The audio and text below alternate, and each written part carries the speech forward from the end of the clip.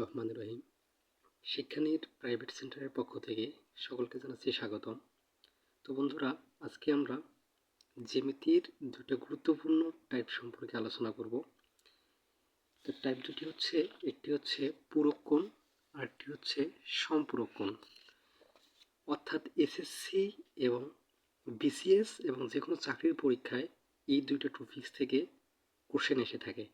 তো আমরা আজকে পূরক কোণ এবং সম্পূরক কোণ সম্পর্কে জানব। তো পূরক কোণ হচ্ছে দুটি কোণের যোগফল এক সমকোণ বা 90 ডিগ্রি হলে কোণ দুইটির একটিকে অপরটির পূরক কোণ বলে। এবং সম্পূরক কোণ হচ্ছে দুটি কোণের যোগফল দুই সমকোণ বা 180 ডিগ্রি হলে কোণ দুইটির একটিকে অপরটির সম্পূরক কোণ বলে। সোজা কথায় পূরক কোণের যোগফল হবে 90 ডিগ্রি এবং সম্পূরক কোণ হবে 180 ডিগ্রি। তো কীভাবে কোশ্চেন এসে থাকে আমরা একটু দেখে নেই।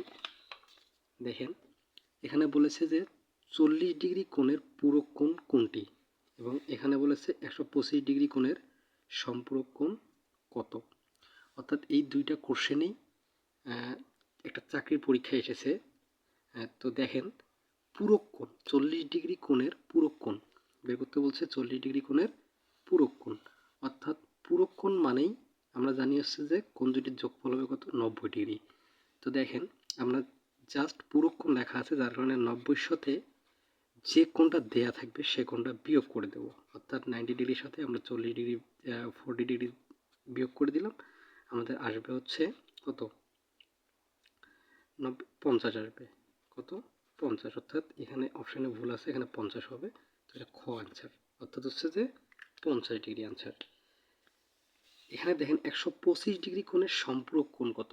আচ্ছা, সম্পূরক কোণ, সম্পূরক মানেই আমরা জানি যে 180 ডিগ্রি হবে।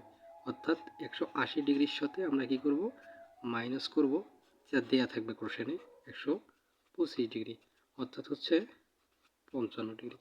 এই ঘ অ্যান্সার। তো আমরা খুব সহজেই আমরা এই টাইপটা বুঝে গেলাম যে পূরক কোণ এবং সম্পূরক কোণ। ধন্যবাদ সকলকে।